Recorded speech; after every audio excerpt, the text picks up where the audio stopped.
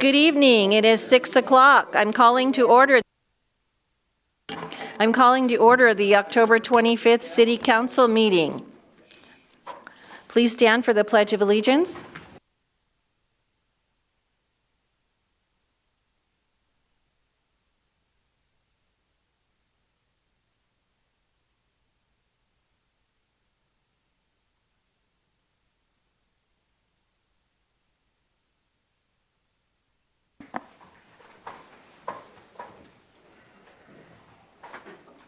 Roll call, Madam Clerk, please. Mayor Thompson. Here. Mayor Pro Tem Estes. Here. Councilmember Hinton. Here. Councilmember Corey. Here. Councilmember Rick. Here. Councilmember Applegate. Here. Councilmember Duncan. Present. All 7 members present. Great, thank you very much. Takes us on to item 4.1, presentations. Updates from the PFAS Health Research Study. Deanne Culbreth. Come on down. All right. Did I say your last name right? Colbeth. Culbeth. Okay. All right. All right. So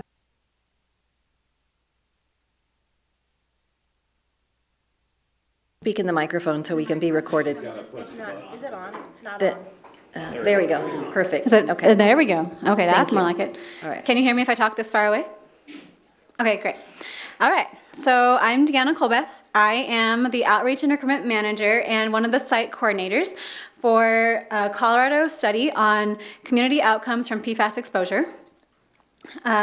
We are funded by ATSDR and the CDC, but we are the Colorado School of Public Health from Anschutz Medical Campus and the University of Colorado, carrying out the study here in Fountain, as well as Security, Widefield, and Strathmore Hills.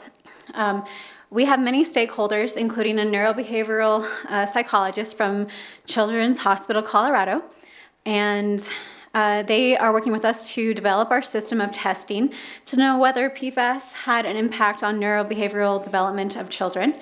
The Colorado Department of Public Health and the Environment works with us to develop good communications, education, websites, and community relationships. We also rely on them for support with our recruitment. The Colorado School of Mines is in charge of the hydrological and geological modeling and mapping part of our project. Their work is essential for understanding the specific contamination local to this area in a way that will help make sense of the public health data we are collecting.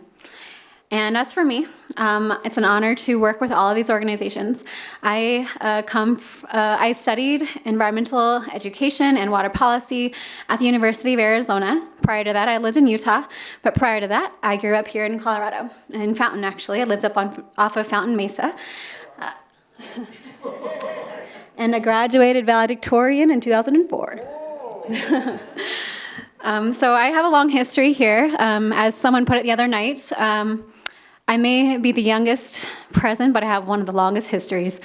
So there's that. Let's go to the next slide, please. All right, so I'm going to spend a little time talking about why our research is important, getting y'all up to speed on our status, how it's going, and then talk a little bit about what we need and how you guys can help us. In case there are a few folks here who are unfamiliar with PFAS, how it got into the drinking water, or where PFAS came from, I'm going to cover that point briefly with this timeline. So PFAS is a family of man-made substances. It's an acronym. It stands for per and or polyfluorinated alkyl substances. These chemicals were accidentally discovered in the 1930s, and now 5,000 PFAS exist today, around that number. They became very useful due to chemical and physical properties, such as stain resistance, waterproofing, non-stick, anything that's super hard and durable. In fact, these chemicals were used in research behind the atomic bomb and nuclear weapons during the Manhattan Project in World War II. In the wake of the usefulness of these chemicals, the terrible side effects on public health were not revealed/discovered until long after they were used ubiquitously in industry, including in many consumer products and in firefighting foam. You can learn more about this on our website, which was actually created specifically for the Fountain Valley communities. It's www.pfas-fvc.org. And next slide, please. Now PFAS are everywhere and in everyone. We know from many past studies that at least 98% of the US population has PFAS in their blood. This chart shows how you are what you eat applies, well, actually, what you eat and drink applies when it comes to PFAS. Also, it shows how air that blows in from landfills or factories or enters our home through water vapor from showers, paint, carpets, particles of raincoats, maybe some sunscreen, and otherwise deteriorating PFAS-containing products. These are just some of the many ways that PFAS can enter our lives, how people can be exposed to PFAS. In general, communications as well as policy changes have so far been few regarding these chemicals, especially given how many exist today and how many exist without prior research done before use, or sufficient research done before use in some cases. Yet we know that PFAS damage our bodies and environment and are expensive to remove and dispose of. Most people don't yet understand or appreciate the true cost of using PFAS or being exposed to PFAS. In fact, the burden of using these chemicals has ultimately been paid for by the consumers. Of all the pathways of exposure to PFAS, drinking water has been of the highest concern in Fountain. Next slide, please. So though PFAS may have been in Fountain drinking water for decades, this slide is all about how it wasn't measured here until 2013. The Environmental Protection Agency began testing national public water systems then and found high levels in El Paso County.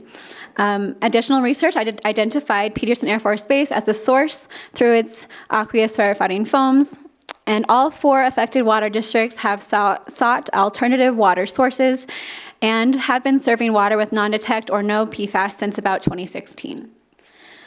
Next slide, please. The researchers from Colorado School of Public Health did a pilot study in 2018. The same leaders then are the leaders now. And that study then proved that Fountain residents had been exposed to PFAS in their drinking water.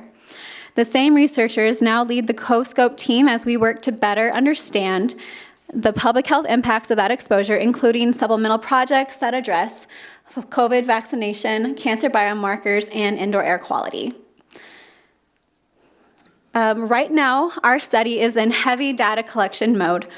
We are continuously upscaling, increasing, and expanding our outreach and recruitment efforts to fill every available participant appointment slot in the office. The most effective efforts so far have been, and are listed there on the slide, personal referrals from study participants, community members, and staff members. Canvassing, which is our door-to-door recruitment effort, we started that in June. Postcards or mailers, and also tailoring events, such as the farmer's market or the festival. And these charts here on this slide show the numbers as of September 2002, as well as a percentage scale of current study participation levels. We have a lot of work to do to meet our participant goals of 1,000 adults and 300 children. We are looking at a current end date of data collection, so ending data collection May 23rd, 2023. However, it took us a year to get the current numbers that we do have. Therefore, we have a lot of work to do, and we need help. So just so you know, not only will our data address local and national concerns and help inform national and state policy changes to reduce public exposure to PFAS, especially in drinking water, but it will also help reduce the risk of exposure to PFAS in manufacturing and commercial industry. It will also inform and prepare the response of local healthcare professionals to the illnesses and health conditions that can come from highly exposed areas. Next slide, please. In the center is one of the flyers that we've been handing out since going big with recruitment this summer. On the left are the questions for you. What interests you the most about our work? Is there more you would like to know? And would you like to participate? If you lived here between 2006 and 2015, you are probably eligible. And then on the left are our requests and hopes for help. What is the best way to hire locally? We have canvassing teams we would like to fill out. What local groups have the highest engagement that could assist with our outreach? Are there any other places that I should give presentations to? And that brings me to kind of the end. So in closing, in case we don't get a chance to talk personally about your ideas today, I wanted to make sure you had my contact information as well as study information. So here I have several business cards with my phone number listed on there. I would like to pass these out so you guys all have a way to reach me. And I also have a stack of flyers for the study. If it's permitted, for you to take some in case you're able to help spread the word about the study. The next slide, last slide. This is more information and a cute picture of our team as we were working at the farmers market. Thank you so much for listening to me today. And if you guys have any questions, I guess I can answer them, right? Right here, right now? Okay. Thank you for coming in tonight. Dan, Yes. would you like to say anything? No, I don't have anything to add. I thought that the history slide was very fascinating and a good depiction of, where we've come from with the development of PFAS. So, yeah, I don't have anything to add to the How about our presentation. water is safe and clean? Well, I can tell you that, yeah, that our water that we put into our system, we made the commitment to the community when we started bringing our wells back online with the granulated, or the temporary treatment systems that the Air Force put in for us. And we still continue to have that commitment to treat our water down to what is currently the non-detect level of 2 parts per trillion. And we utilize EPA approved testing methods and EPA approved testing labs to confirm that. Thank you. You're Scott? welcome. I was just going to say, I think it was really a few slides back, that was actually highlighted that the districts were, including us, were treating it and it's drinkable. And so I think that's a really important message to get out. And I appreciate the difficulty of trying to recruit people for a study. That's tough, for sure. Yeah, clinical and any type of Yeah. study is hard to get people involved. But thanks for pointing that out. I know that the water districts are dedicated to, as policies change, to meet the demands of keeping the water at a safe level. That's been very important as long as I've been talking to the water districts. All right, thank you very much for coming in tonight. And Sure. your contact info will now be all over everywhere once this hits YouTube. Oh, So- it's going to go to YouTube. Sweet. Yes, these meetings are all recorded and live and recorded onto YouTube, so.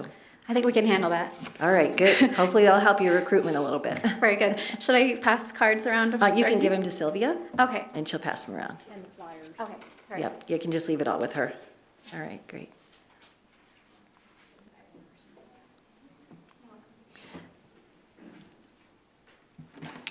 Thank you. You're welcome. Okay, next item, Economic Development, Urban Renewal Department update. Ms. Bailey.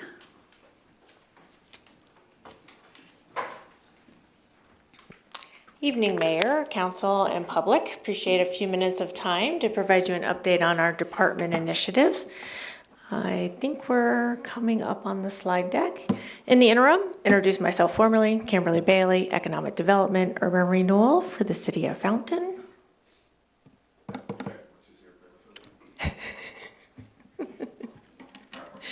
Is that what happens?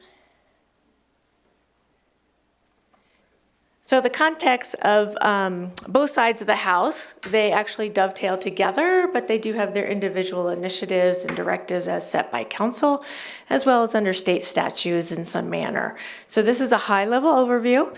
We're not going to get too deep in the weeds. I've met with each of you individually as you came on board to serve in your elected positions, but at any point, if you have further questions, simply advise, okay? Great, here we are. So in 2007, the city council at that time actually formatted economic development. And so we are the youngest department in your organization. I am your second server in regards to this capacity as your director. And then in 2008, the urban renewal was actually established.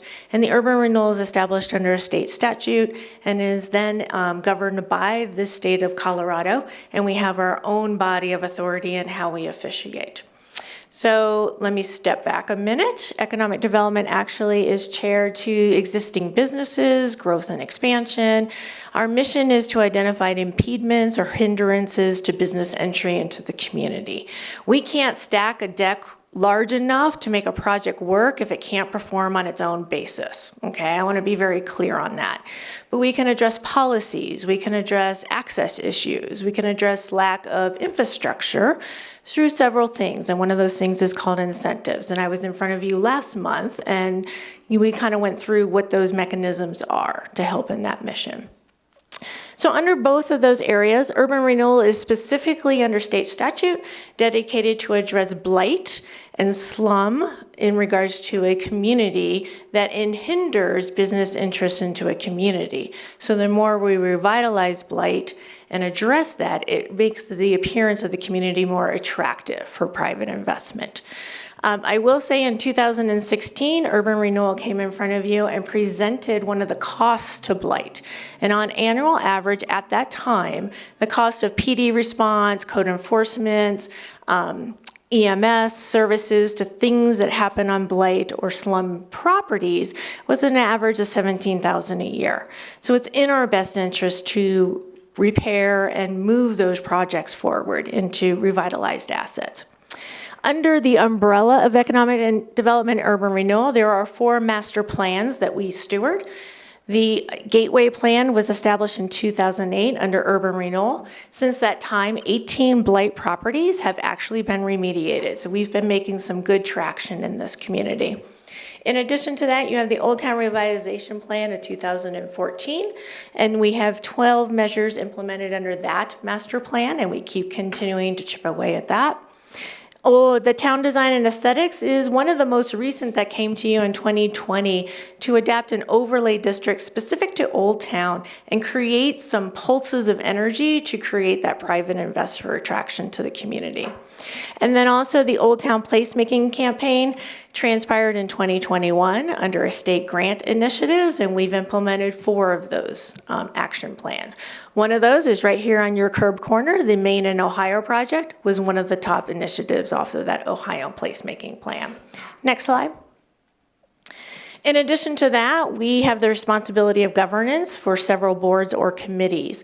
So we also have the Old Town Steering Committee, which is an ad hoc working group specifically to this quadrant, and it is represented by business owners, property owners, as well as residential interests in the community that want to see the fruition of this community core.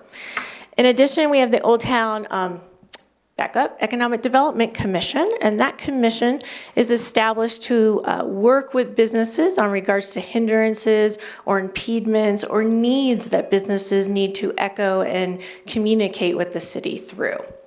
And then lastly is the Urban Renewal Authority, again, under a separate state statute. It's its own government ruling authority, and it is directed to address slum and blight and revitalization of community corridors.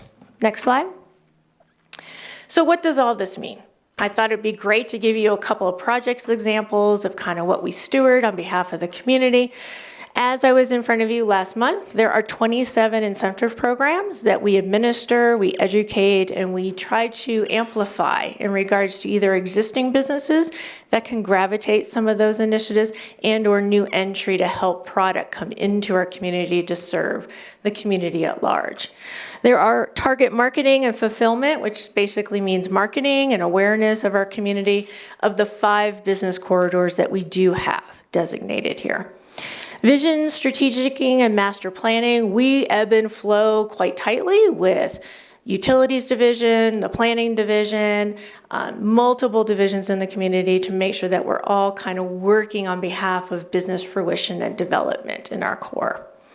Grant writing, awardance, and administration. As we've talked through budget the last couple of months, you realize how nimble my budget is. So I can't make a heavy lift happen without going out and procuring additional grant dollars on behalf of the community. COVID response and recovery, we've had several needs to small business to help them keep their doors open, help them through awareness and recovery measures with ancillary resources in our region, and that's how we work with on behalf of those natural disasters. That's what we coin COVID, as a natural disaster per se. Beautification and district vitality is in regards to capital improvements. The infill project area, which is Mesa Ridge, also flanking the Fountain Regional Park, is a critical infrastructure area that we've worked continuously to address some of the needs in that quadrant. Request for proposals. So we continually and consistently get proposals for businesses seeking to enter the Pikes Peak region, as well as our own community base. And so we compete with Colorado Springs, we compete with Denver, and those leads and filters come from us from the state, from the region, and in a local touch point. So we constantly have to be responsive to those inquiries of businesses looking to enter our community and create great economic job creation. Identify businesses hindrances, we've talked about that. We also provide technical training and resources. We do publish a small business resource guide annually. It is actually distributed through the Fountain Valley Chamber. It seems the most logical touch point for a business entering that needs to have some of those accessive points. So that is our best filtration area that we advertise that mechanism through. And then I do serve as the executive director for Urban Renewal Authority. Again, a separate government, a separate fiscal management. It's another layer of compliance and responsibility. Leverage capacity funding, again, my budget is extremely nimble.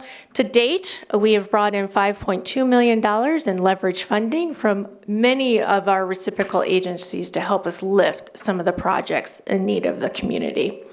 And then lastly, economic responsiveness trends and policy guidance. That has been very imperative in the last COVID years, just trying to stay nimble, the shifts in the market, the shifts in what businesses are looking to adapt and flourish going forward. Next slide. So with all that said, next slide, we can't do it alone. The department at large, Economic Development and Urban Renewal, is chaired by yours truly. I am a one-woman capacity show. I did have a position open pre-COVID, but that person left and went to Encore Professions, and that position has not been filled and remains vacant. I did have an assistant, and she took early retirement and is heading to Arizona to live the warmer lifestyle. So yours truly works with all of these reciprocal agencies to build that capacity funding and bring in those ancillary matching dollars to help a project really come to fruition in our community. Next slide. So urban renewal itself, I just wanted to make sure that that was a separate line item. We talked specifically about Statute 3125-101. It is established by state of Colorado, but local municipalities must adopt and implement it in their communities if they see that there is a need to address blight and slum in this community. 2008, as I opened up with, was the establishment of urban renewal. If you can recollect at that time, it was the Great Depression that was happening for us as a community at large. And so a lot of our landowners do not live in our community. They live in Nevada, they live in California, they live in New York. So when you're bleeding from a Great Depression, what's the last thing you're gonna look like? Something that's not in your front yard. And so that was the proactiveness of the mayor and the council at that time. Urban renewal has a 25-year clock. So once it's established, it has 25 years to work that master plan and create those corrections to slum, blight, and revitalization in a community. Under urban renewal all alone, there are 4 master plans. So in addition to the litany I just told you, these are additional master plans that have to be stewarded, implemented, and brought forth in regards to working that clock that I just explained to you. We also do handle tax increment financing and or tax sharing agreements, as I was in front of you last month. The only one that is a TIF in our community is South Academy Highlands. South Academy Highlands is strictly a sales tax base operating incentive agreement. It does have bonds that are issued. There are 4 different bonds, and those will burn off in their life cycle, and at that future point in time, then those sales tax dollars that are pledged will come back to the city coffers. Next slide, please.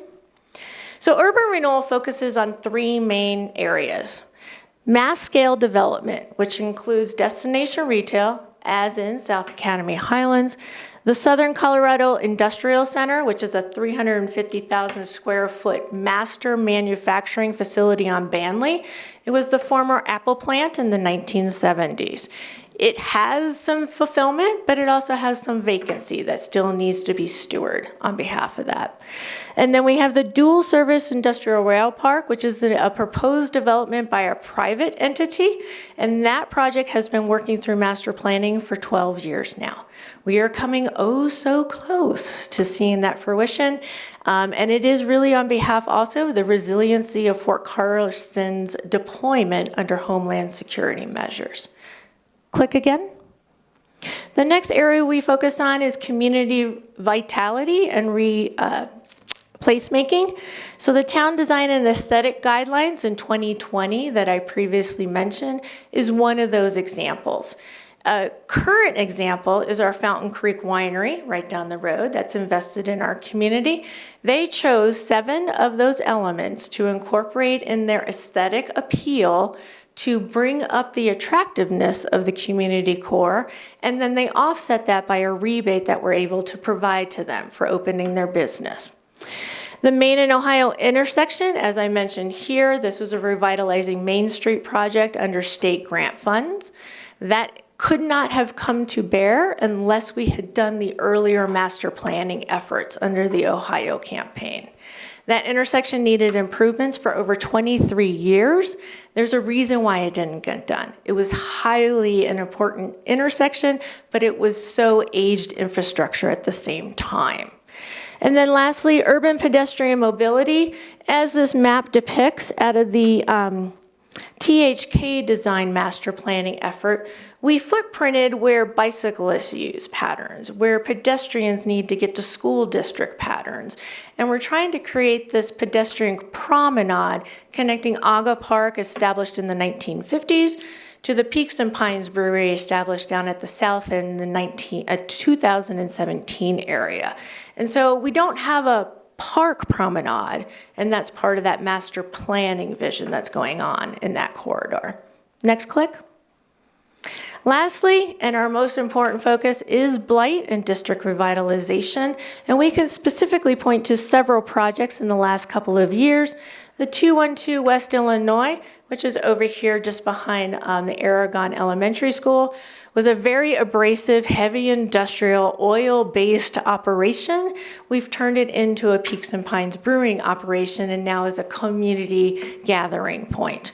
Also, 85 Pad Site in Old Town, as though it is still vacant today, we have cleaned up the blight and the slum that previously existed there and have reduced the cost to PD and EMS and different services of need in the city operations. Lastly, is across the street is 102 North Woodman Hall. That property was purchased in 2019 by the authority. Next slide, please. And if you're not familiar with, this is our vision that we've been striving towards continually. We have been addressing a lot of code in ill compliance of the property, a lot of interesting electrical jumper connections to the property, a lot of unsafe hazards in the property. We are working towards now second floor renovations will commence next month and will run from November to February. And then we will be focusing on first floor fulfillment through finishing the ADA access compliance, as well as opening more visibility to that ground floor space through hard constructions. When you say first floor, or second floor renovations, are you just talking interior, or are we going to get that beautiful fencing around the balcony on the outside of it? Nope, we're talking interior to make it climate conducive to actually attracting additional tenants. We have our first tenant, our yoga tenant, she's been in there for 2 years, has recommitted her lease for another 3 years. She takes up half of that square footage. The remaining square footage is going to include 3 spec shell spaces, and we'll be recruiting now for fulfillment of that.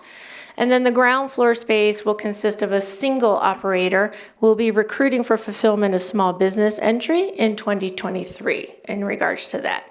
The nice exterior balcony is a luxury. So we would love to see it happen if we can make the capital financing work out. But we did design the exterior staircase, which is now compliant under RBD and code compliance, to allow for that extension to wrap at a future point in time. So we're super jazzed about this project. I know the public has been chafing at the bit as well. And I'd like to point out your representative on our Urban Renewal Authority board is Councilmember Tamara Estes. And so at any point, if you have questions or thoughts to share, please work with your council member that's seated with you as well. Next slide. So under all that, in the last strategic round of planning for council, the department was also earmarked 6 strategic objectives specifically. Under the earlier rendition of strategic planning, we kind of ebbed and flowed with other initiatives, but these are dedicated specifically to this department. And I'd like to give you a recap of where we are. So your incentive policy, as I said, was presented to you last month, and it is published on our website as well.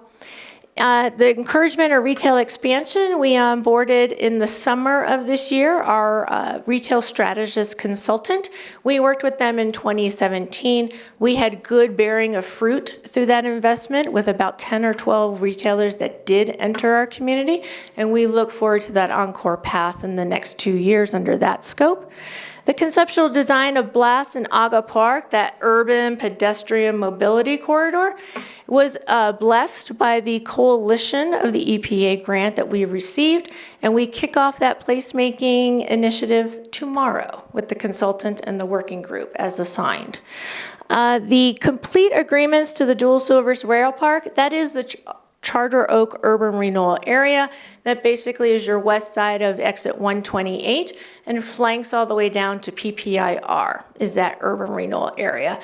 That is almost at its tipping point. We are awaiting a trackage agreement by CSU at this time to keep moving that project forward. If and at that point, we will come to you with subsequent incentive agreements or needs of collaboration to support the fruition of that effort. And then lastly is the updated economic development strategic plan that was last done in 2008. And if you can recollect when 2008 was, a plan got baked, but then the earth fell out of our economy, unfortunately. So it is long, long overdue. However, I cannot honestly stand in front of you and advocate for that unless the city completes a comprehensive master plan that was dated 2005. So I know planning is working heartily on issuing that RFP. We cannot advocate more on behalf of that than working with them so closely. And at that point, we will need additional budget appropriations if we are at that tipping point to move forward with our RFP on an economic development plan. And that may push us actually into the next strategic planning cycle, depending on the timing of those succession or preempt successions that we need to have happen. Next slide. So, in closing, we do have a couple of critical needs. One of them is a staff resource. I know we've talked about this during budget, but I didn't want to let it slide. That position has remained vacant since COVID, just because every municipality went on a hiring freeze naturally with what was upon all of us at that time. Also, we do need some data platforms and shared resources. We work off of data. I can't tell you how data is so vital to our operation. We work closely with El Paso County. I work closely and serve on the board of the state's Economic Development Council as well to pull in those resources, but I have a very nimble budget and it doesn't allow me to do much more than to dedicate from that position. Community engagement is huge. Both of these areas of concentration of our responsibility are at times very hard to understand. I have to say, our missions are marathons. They are not sprints. As you can see, some of those dated master plans, they take a succession of years to really start to see the bearing of those fruit. So the more you can help with that community engagement and outreach would be highly valuable to our continuing community outreach as well. And then lastly, tactful utilization of incentives. Incentives are a rebate instrument. There are conditions that businesses have to perform and meet, or else they do not receive those rebates under incentive mechanisms. So understanding that they are TABOR exempt, it allows you to retain a lot more of your revenues that are spurred by businesses is highly valuable to our community as well. Next slide. And with that, I hope I kept it as concise as possible. And if you have any questions, I'm glad to address those if you have time. I am not seeing any lights on. Anybody from the audience have any questions? Thank you, Kimberly.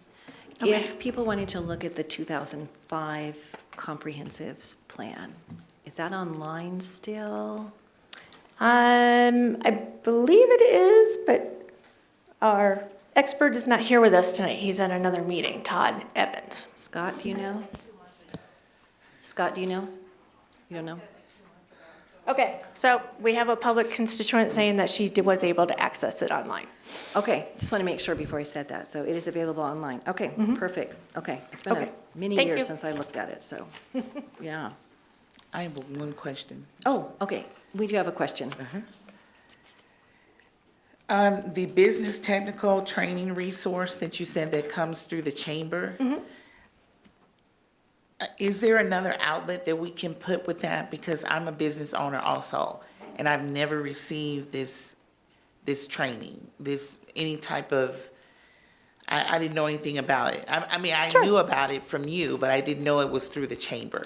So training is an elaborate word. It's a toolkit. So it provides you an educational tool to get the training you need. Depending, I think it's about 15 pages. It's hyperlinked based. So it is strictly an online mechanism tool to allow you to get to those resources very quickly and efficiently to learn more. Okay. I think it would be good if we put the toolkit on our website so that someone can go on and, because those are really valuable information. And I know you worked really hard on that. So again, I wouldn't know anything about it if I wasn't sitting in this seat. So I don't know if there's, I just want another avenue Sure. as to where we can get this toolkit out into the business owners. I'll work with John Trelch. There may be some mechanisms we have available. We update it biannually because website links change and different resources come to play. So biannually we do update it and then we publish it. Again, through the chamber primarily, because that's usually a first touch point for small business as a chamber, as I was a former business owner. But it is also published under economic development, but a lot of times people don't connect those dots. Right. So there may be another position we could place it on the website that makes more correlated understanding. Yes. Sure. Thank you. Okay. Okay, don't see any other lights. Okay, thank you, Kimberly. It takes us on to 4.2, Board Commissions and Committees, appointment of an alternate member of the Park and Recreation Advisory Board, and that is Sylvia. Thank you, Madam Mayor and City Council. We are left with one alternate position on our Park and Recreation Board, thank goodness. And we did receive an application from Ms. Tina O'Brien to fill that alternate seat, and I'm asking for approval tonight for that position. Okay, is the applicant here? I don't see her here, no. Okay, all righty, okay, then we have the information we have in front of us. Does council have any comments or questions? If not, what would council like to do with this? Councilmember Corey? I'd like to make a motion to approve Ms. Tina O'Brien to an alternate member of the Parks and Rec Board for a 4-year term until October 2026. Okay, Councilmember Duncan? I second. Okay, we have a motion and a second. Are there any further discussion? If not, please vote on the approval. I'm sorry, Mayor. You're fine. Mr. Lavelle, we,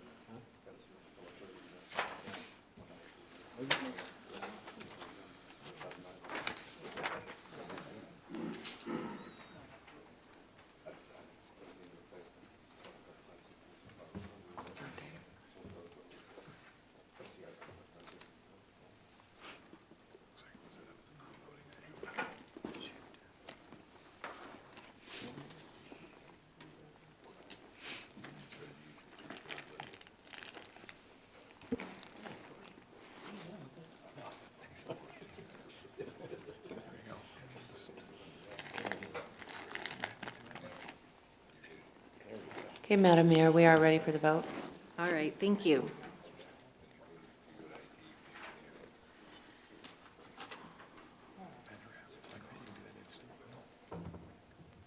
Now let's see, I'm still looking up here to see who's not.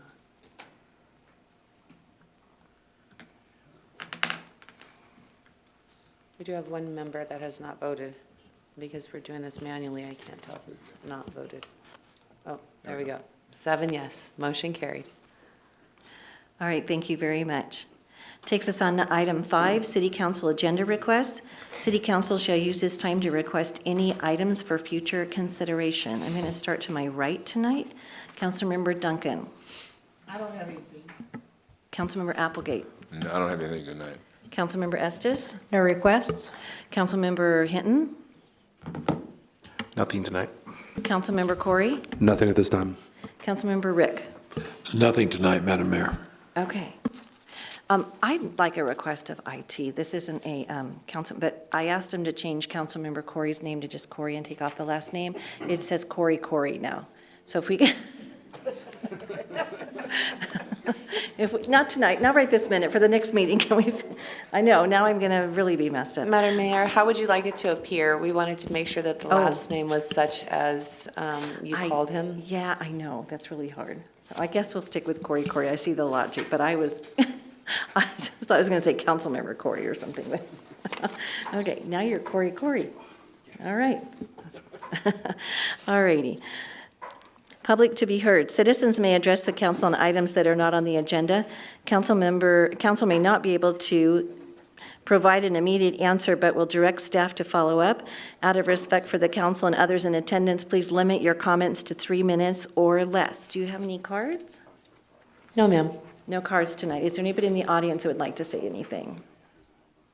Okay, please come down and state your name for the record.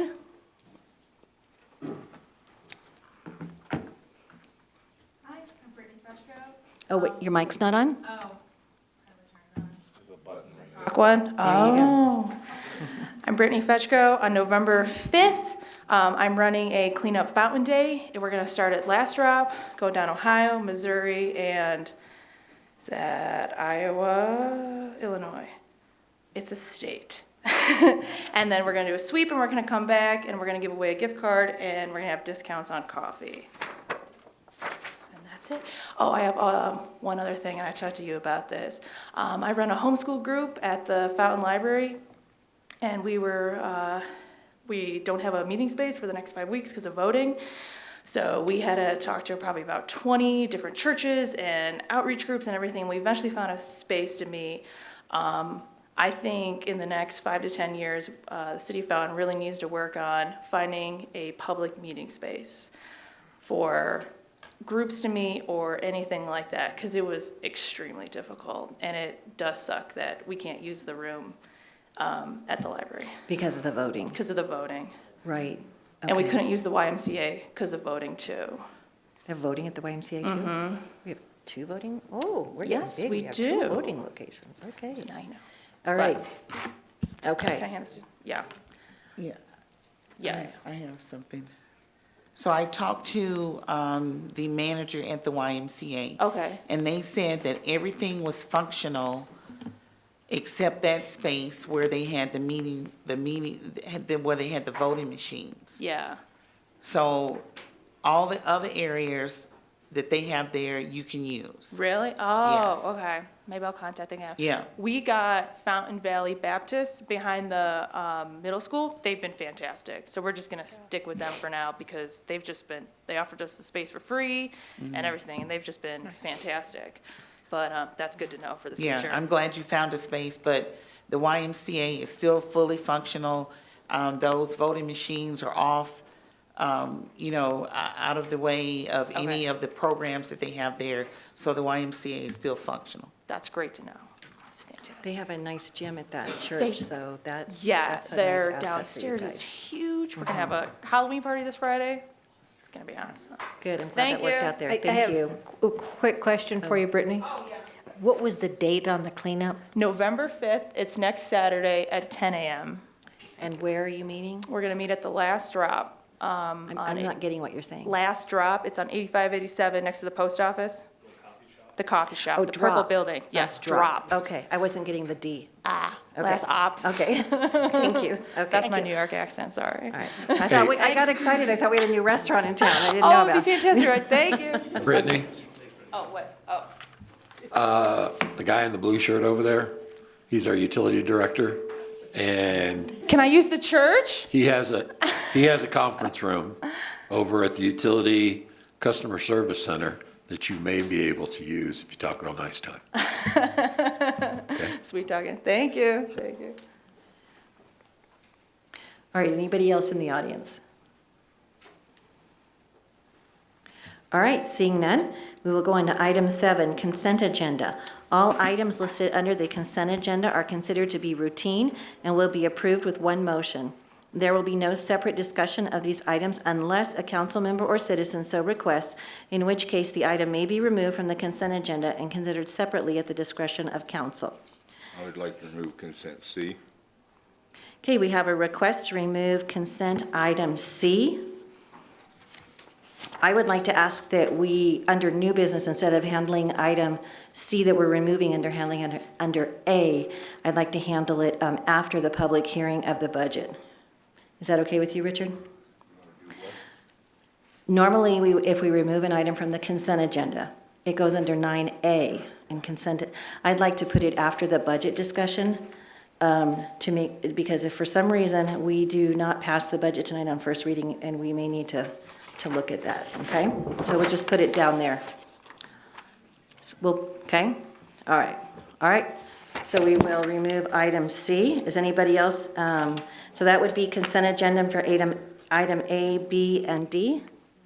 What would council like to do? Councilmember Estes? I move to approve the consent agenda with the items A, B, and D on it. Councilmember Rick? Second the motion. Okay, there's a motion and a second for passing the consent agenda, item A, B, and D. Please vote. 7 yes, motion carried.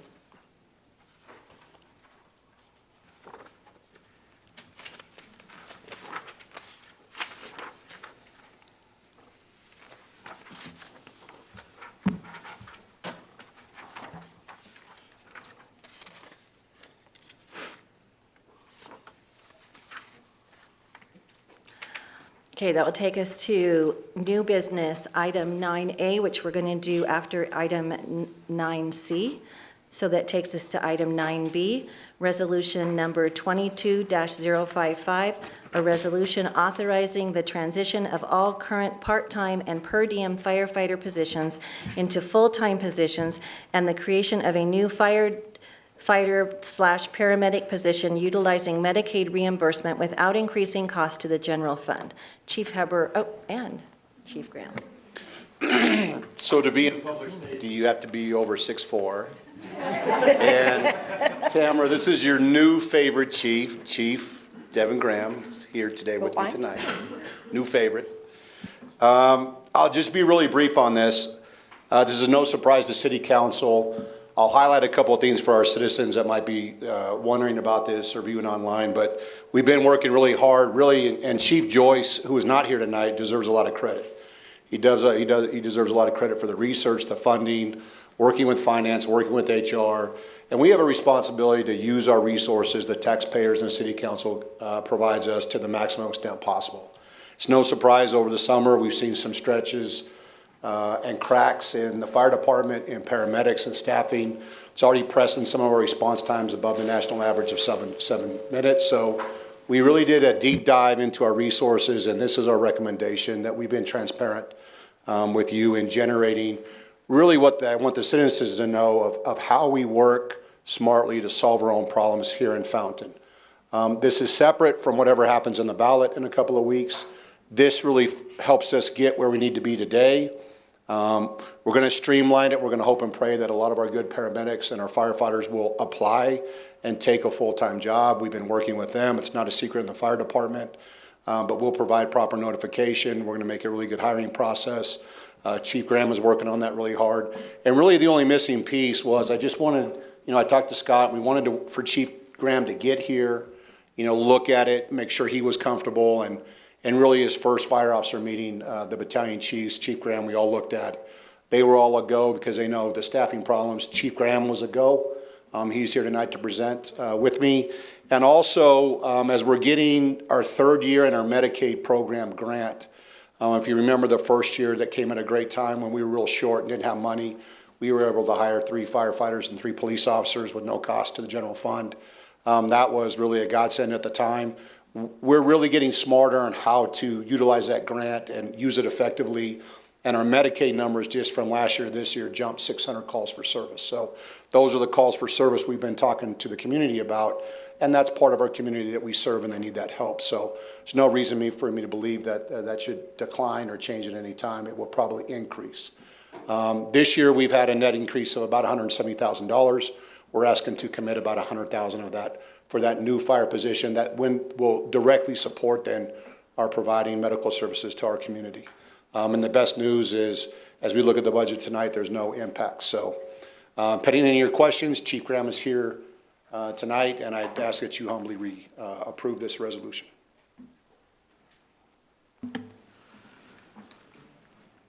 Okay, is there any questions from council? Yes, Chief. 2 questions. How many firefighters do we have that are per diem firefighters, that are actually per diem firefighters that are going to need to transfer over to these full-time positions? We have 10 on the books. Okay. Less than that in actuality in staffing. There's 10 Okay. authorized slots. There's 6 part-time slots, and the actual slots that we have is about 5, maybe down to 4. So those slots will be offered in transition over to 6 full-time slots.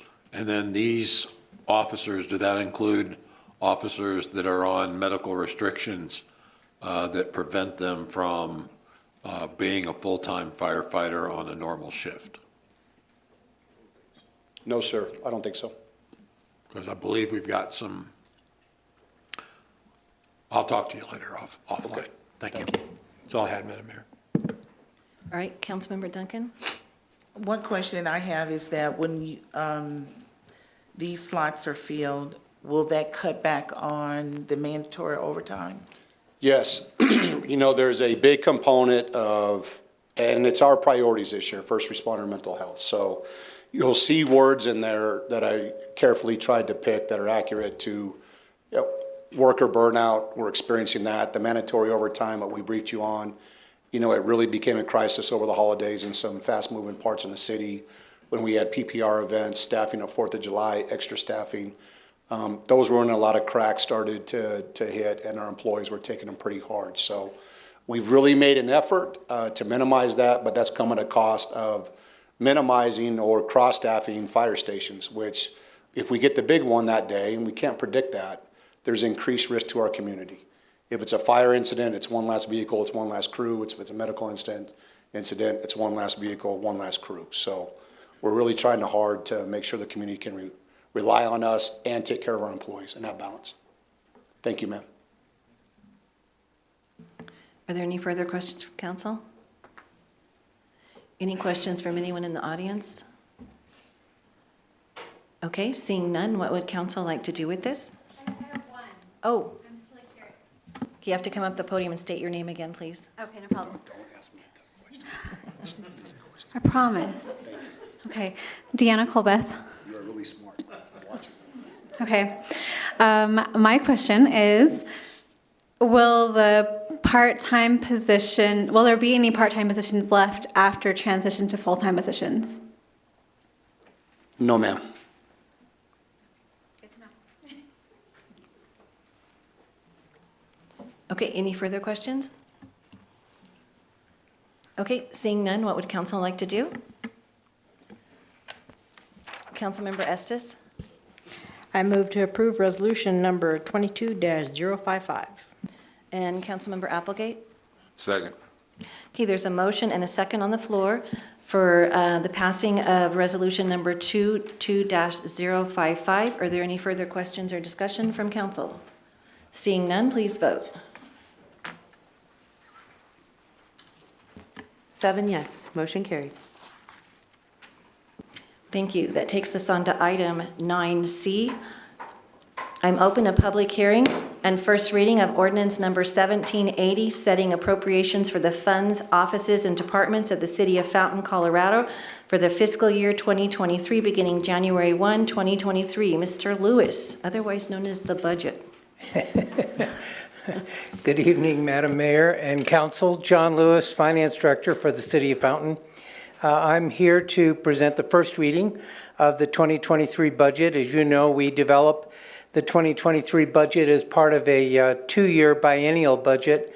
So we developed 23 and 24, but as you know, Colorado State regulations only allow the appropriation of 1 year at a time. So we'll probably have changes at your suggestion to the 24 between now and next year at this time.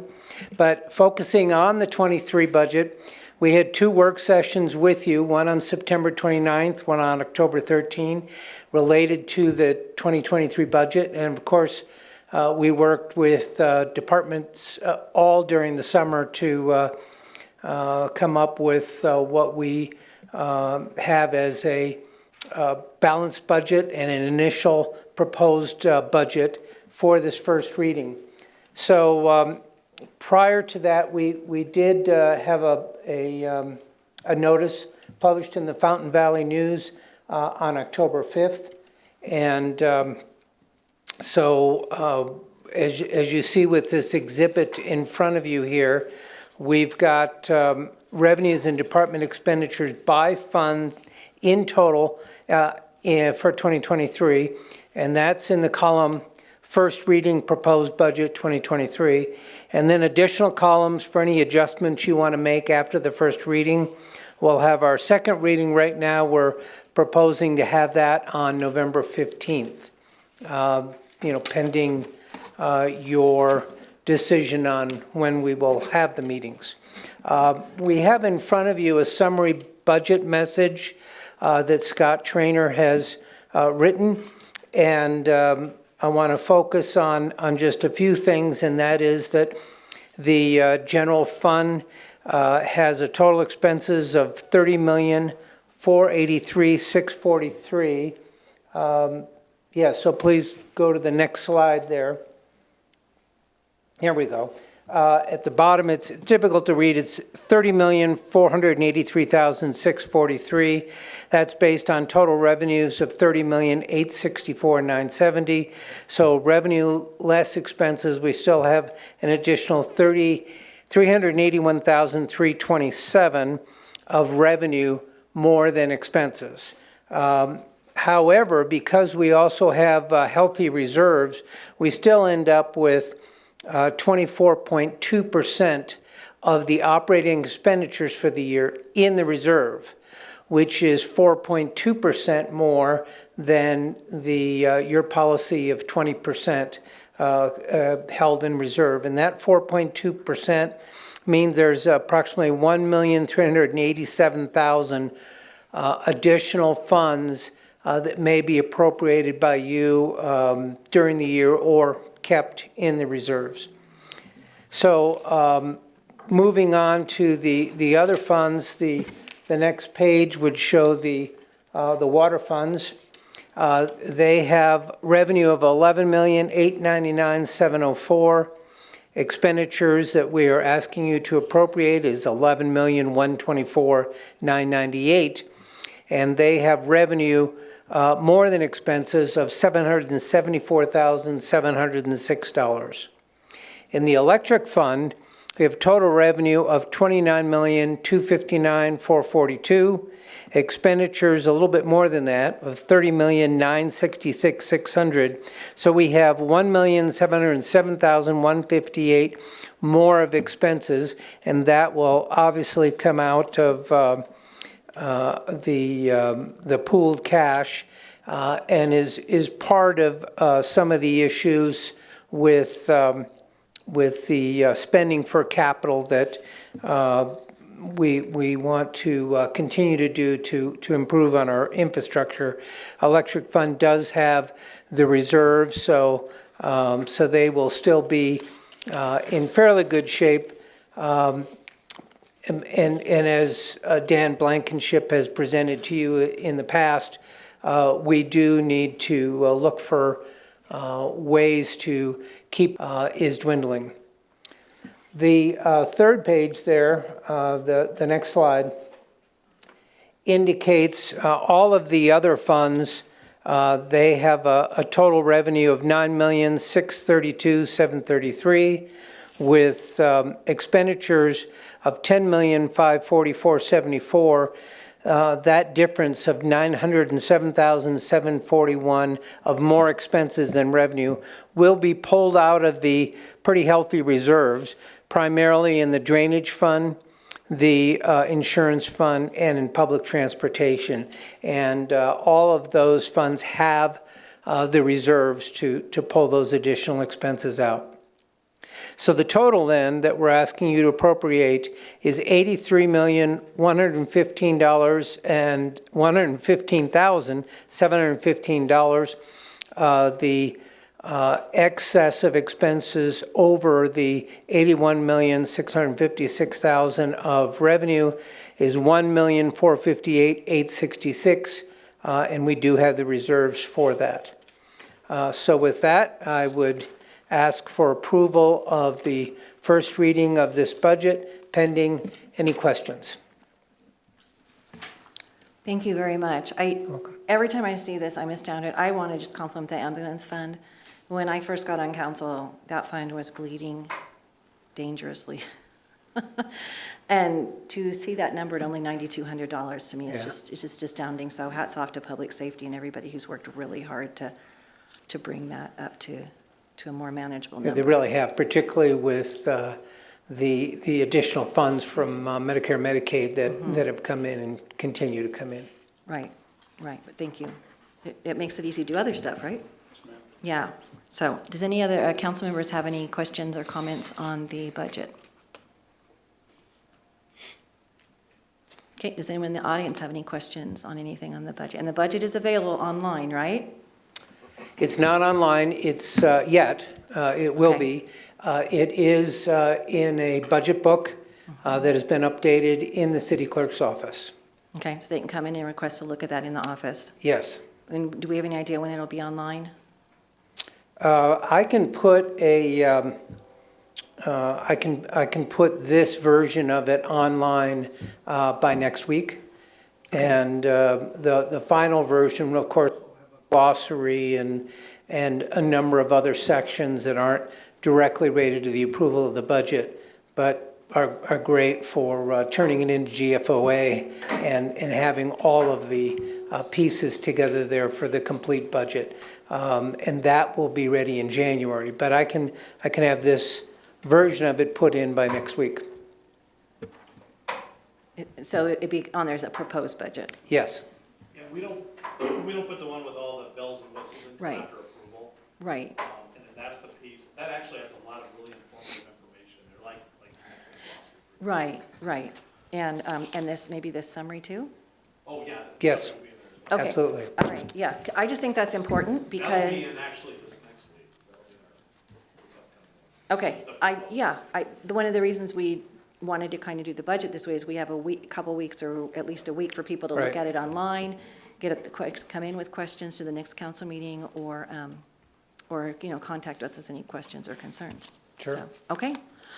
All right, seeing no questions from anyone in the audience and no one on council, what would council like to do with this? Councilmember Hinton. I move to approve on first. Thank you. How about if I close the public hearing first? Would that work? Okay.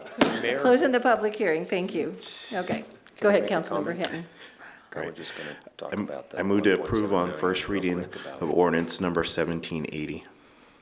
Okay, we have a motion, and do we have a second? Councilmember Applegate. Second. Okay, we have a motion and a second on the passing of ordinance number 1780.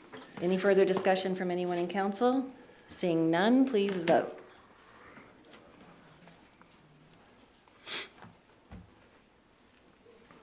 Seven yes, motion carried. Thank you. Thank you very much. Councilmember Hinton, did you have something else? Oh, no. Okay.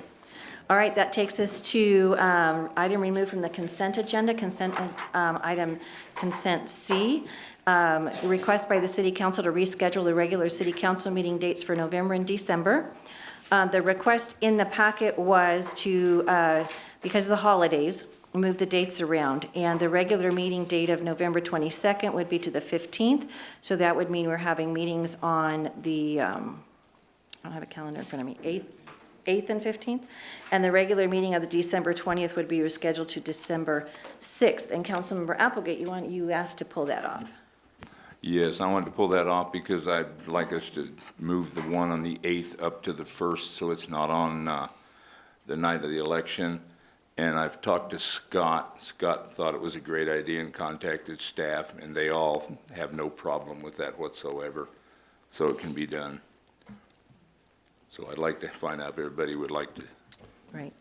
Yeah, and the reason I asked you to wait and have it after we had the budget hearing, because if for some reason people didn't want to pass the budget tonight, they wanted to postpone it a week, that could kind of mess with our timeline. So since we did pass the first reading of the budget, so you want to change so we would have meetings on the 1st. Week from today. Let me get to And November. that would leave 2 weeks between the next two. Yeah, so. the 1st and the 15th. And then we wouldn't have another meeting again until December 6th. Okay. All right. Scott, any discussion? I wanted to also suggest, and the only reason I'm suggesting is because that second meeting in December is the 20th, which is getting fairly close to Christmas. And I didn't know if anyone had plans for the holiday, but I thought that would be something, I touched base with Sylvia on it earlier today, if we could move, if it would work for the council, we could move the two December dates to the 6th and the 13th. Right, yeah, I have that on my calendar. Oh, It's being- okay. Yeah, okay. That just might be Well, an idea. yeah, it says it on here. Regular meeting shall be moved to the 6th, yeah. Well, the second meeting is the 20th. I'm talking about moving, Oh, yeah, I'm that sorry. one up as well. So you'd have, I've just assumed you were only changing the 20th up to the 6th, and the 13th was staying the same. yeah, So Okay. that well, sounds good. I think Sylvia, you had planned what, the The 13th and the 20th? We'd move the 27th up to the 20th, Okay. because the 20th isn't our normal day. Apparently my calendar was thinking along. This is really scary. My So the calendar's now in 27th sync would with move you. up to the 20th? So our normal dates would have been the 13th and 27th of December. Okay, so we're Right. looking at November 1st and November 15th for November. I just want to do 1 month at a time because we've got so many conversations going on here. It's getting a little Yep. confusing. Yes. So, okay.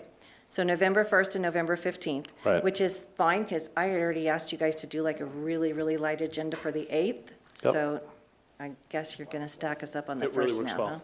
huh? I'll go on that one first. All righty. So, and then the other part of the motion is to move December up to the 6th and the 13th.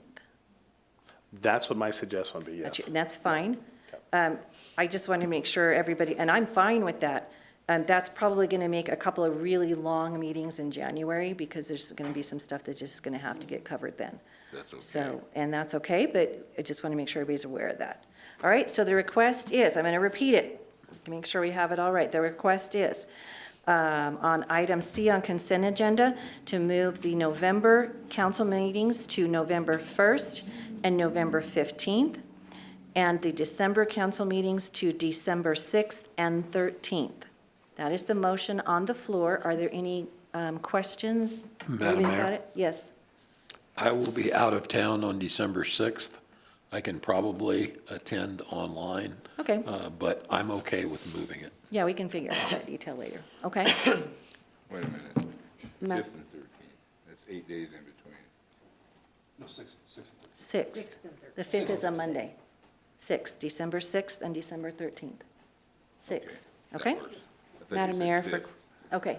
for clarification, that motion is from Councilmember Applegate? Is that, because you said Yeah, there's I a was just motion on the repeating floor? it to clarify it. Okay, She was just, okay, just double checking. If you want to repeat what I said, go ahead and repeat what I said, or you can just say what she said. I just wanted to make sure that the motion was from you on those dates that were I recommended. thought in so- December she said 5th and 13th. And that didn't add up, so she said 6th. I didn't hear it right. Okay. That's Okay. all. And I'll second the motion. Okay, so we have a motion on the floor made by Councilmember Applegate and seconded by Councilmember Rick. Is there any further discussion? Seeing none, please vote. In a minute. In a minute. Here? And Sylvia, just for clarification, can you just send a quick email out to everybody with those dates on it so we have it? Absolutely, and it's ready for voting. Oh, there we go. 7 yes, motion carried. All right, that takes us to correspondence, comments, and ex officio reports. We'll start with Mr. Trainer. Thank you, Madam Mayor. The only thing I have that I want to mention just real briefly is that Friday night is our upcoming Trunk or Treat. That's always a fun event for all the kids. Starting at 5, it'll go from 5 to 7, which really means 5 to 7:30 or 8. We try closing down at 7, but the line's usually still going. So I think it's going to be a lot of fun. This year, we're trying to keep it a little safer. So we're getting off of Main Street so that we don't have a bunch of kids in Main Street, and we're trying to be a little bit more secure. And it's going to be over in the City Hall parking lot to the east side of the building, and Missouri down on the south side, but we just don't get much traffic on Missouri. So that's where it'll be. It's going to be a fun event. And then on Saturday is also the Fountain Up event, the Halloween dance. What was the time for that? I don't remember. 5 to 9? 5 to 9, okay. Just wanted to briefly mention those. That's all I had. Troy? Nothing for me tonight. Thank you, Mayor. Chief Heber? We should have some great events this weekend. Looking forward to it. Thank you for your support. Nothing for me. Chief Graham? Thank you for your support. All right. Mr. Lewis? Nothing from me, thank you. Just one thing, Mayor and Council, with regard to the electric fund, there is a proposed budget deficit, basically of $1.7 million. As I spoke about in our workshop on the budget, our source of supply is budgeted based on our future supplier, Guzman, taking what is called the off-ramp in their contract. We have no reason to believe that they're going to do that, but simply planning for the worst. If they do stay, they will be making a payment that will offset that $1.7 million. And so we won't know if they're staying for sure until the 15th of December. Once again, no indication that they're not going to, but to be conservative, we are budgeting for the worst-case scenario. But we'll be able to report back on that as in mid-December. And that's all I have this evening. Thank you. Thank you. IT? Nothing from us tonight, Madam Mayor. Thank you. Sylvia? Nothing, just a reminder that we do have the 2 GIDs tonight. Right, thank you, but no executive session. No executive. Woo-hoo. Ms. Duncan? Okay, thank you, everyone. I was on a call with JAWS, and it's Jump Start Aging Workforce Solutions. And we all know that Colorado is one of the fastest aging states in our nation. And they are trying to get long-term cares back in business. We've had 7 facilities close in El Paso County, and they want to build awareness about long-term care and recruitment. So I just want to bring that to our focus that, You know, if you're considering a career in long-term care, that JAWS would be a good place to start, and they are looking for solutions. Also, I asked them to come and reach out to our youth, as we have a couple that are graduating. They have a lot of opportunities with funding, and they do career fairs. So we're asking them to come and talk to our youth. You know, everyone is not on the fast track to college, and this is one of the solutions that can be brought forth in our community. The Pikes Peak Library District, I'm going to give a couple of PSAs because I think these are very important. The Pikes Peak Library District has a new entrepreneur in residency program, and I encourage everyone that that wants to be an entrepreneur to reach out. It has for business owners to contact this office, and they have workshops and classes and all kinds of information if you want to become an entrepreneur in this community. This is also Disability Awareness Month. I'm an advocate for people with disabilities, as my husband and family members have disabilities also. If you're living with someone with disabilities, they have a place called the Independence Center, and they have home health, they have veteran programs, and they are located on 729 South Tejon Street. And they have a lot of programs for people with disabilities. There's also going to be a panel discussion in person on Thursday, October the 27th, from 10 to 1:30. And you can register on live stream, or you can attend in person at the library if you want to learn more about what we can do to help people with disabilities. And I think that's all I have something else on here.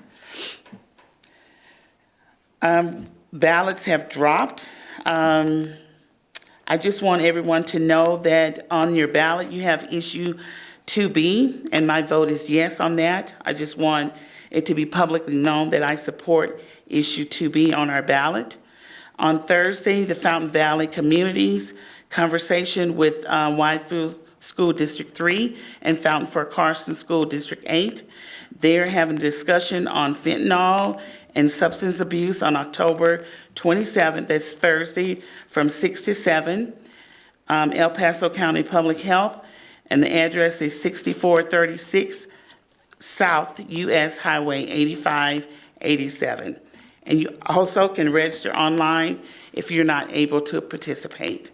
And one last shout out, I'm not 100% sure, but I'm sure that our Fountain firefighters were out. We had a fire over here at the racetrack, near the racetrack, and I just want to say thank you for providing the public service that we need to get those fires out.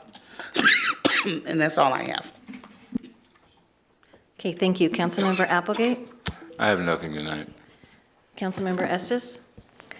Wanted to give a shout out to Fountain Up for the excellent pumpkin carving event that they held last week, Friday. Oh my So I gourd. didn't get over here, but it Oh my looked. gourd. Oh my gourd. It was wonderful, and it just looked like, I really appreciate everything you guys are doing with that. So get out and vote. That's all I have. All right, Councilmember Hinton? Yes, I just want to follow my Councilwoman, Teacher Duncan, and put my support behind 2B. It's important, and I voted yes for that too as well. And it's been a privilege and to go out with some of these young men and women on their off time to talk about issues that we are having in our community on public safety. So thank you for all that. Please, Chief, please relay that, and Chief, please relay that to your men and women, that I appreciate the time that I had to spend with them and just get to know them on a different level than in their uniform and the aspect of the job that they do. Councilmember Corey? Nothing at this time. Councilmember Rick? Yesterday, I was lucky, I guess, to spend 5 hours and 45 minutes in a Colorado Springs City Council workshop. I don't want to hear anybody ever complain here again about a 3-hour meeting.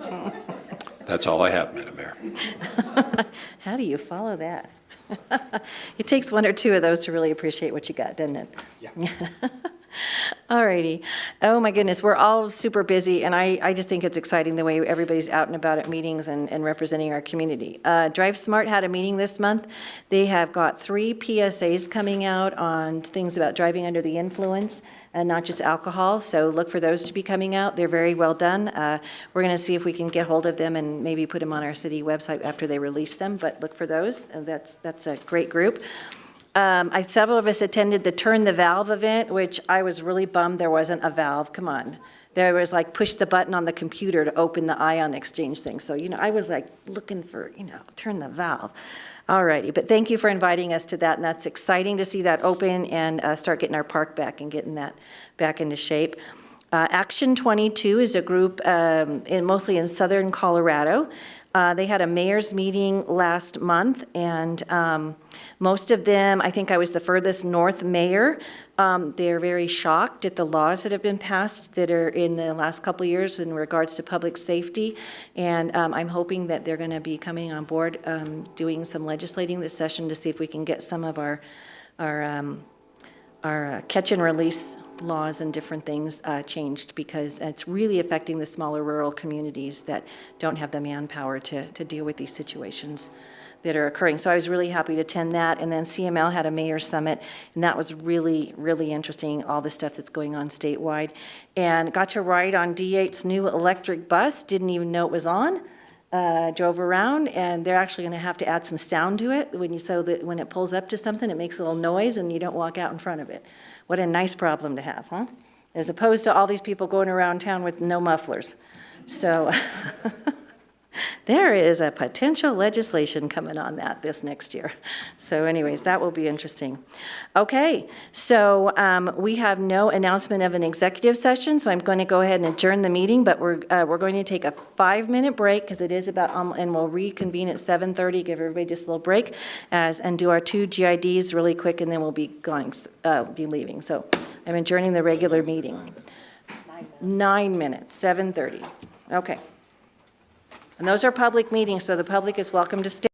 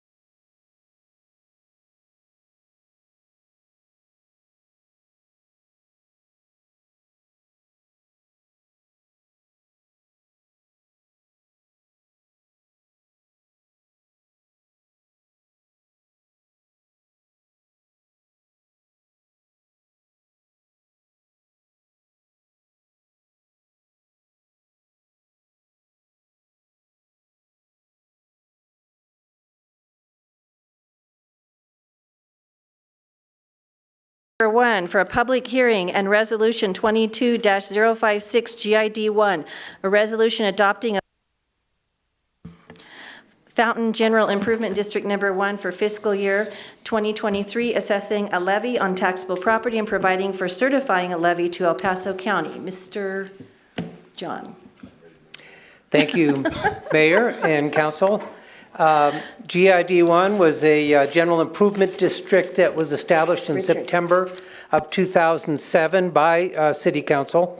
And both GID 1 and 2 are included in the overall budget that is the part of the exhibit for the ordinance for the budget that was approved on the first reading tonight. However, we also have to propose this resolution to allow the district to collect tax revenue for 2023, adopt a budget, and assess a mill levy on the taxable property, and this assures that that mill levy gets certified by El Paso County no later than December 15th, 2022. So this proposed resolution for GID1 provides for all three of those actions.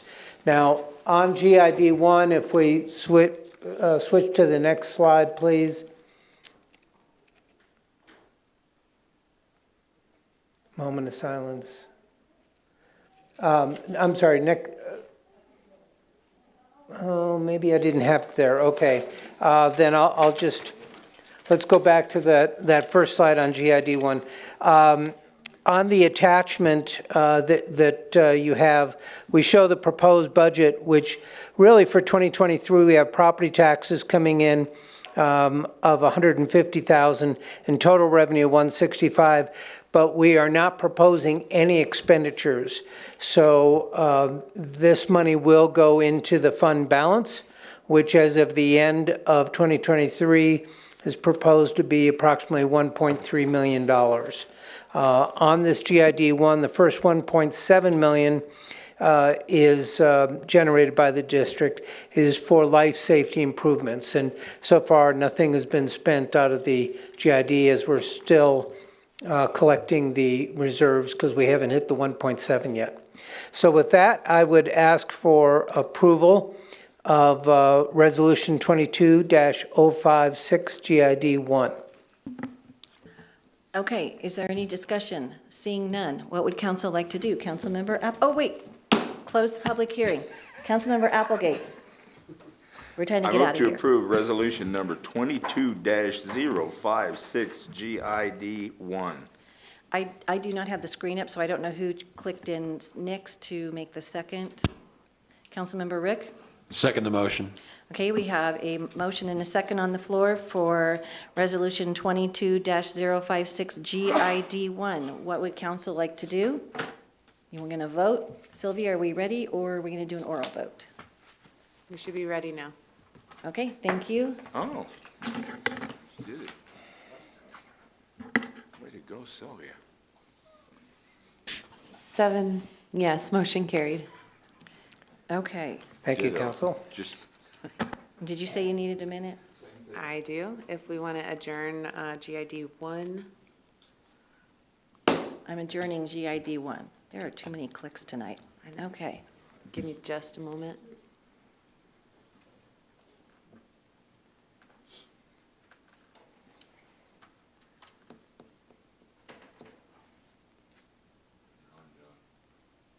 Okay. Wait, I haven't opened the public hearing No, yet, I'm so not. hang on a second. No, I'm you're waiting for not. Sylvia.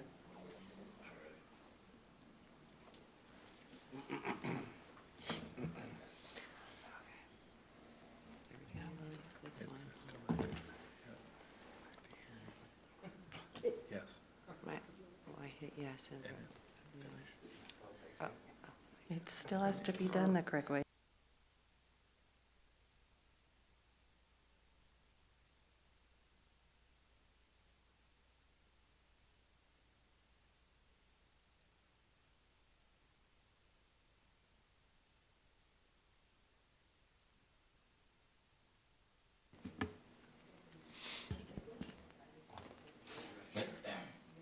Yes.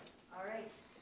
We are reconvening as GID number 2, and I'm opening a public hearing and resolution number 22-057 GID 2, a resolution adopting a budget for Fountain General Improvement District number 2 for fiscal year 2023, assessing a levy on taxable property, and providing for certifying a levy to the El Paso County. Thank you, Mayor and Council. Thank you, Mayor and Council. And as you just indicated, this resolution would assess the levy on the taxable property and provide for the certification of the mill levy and also approve the budget.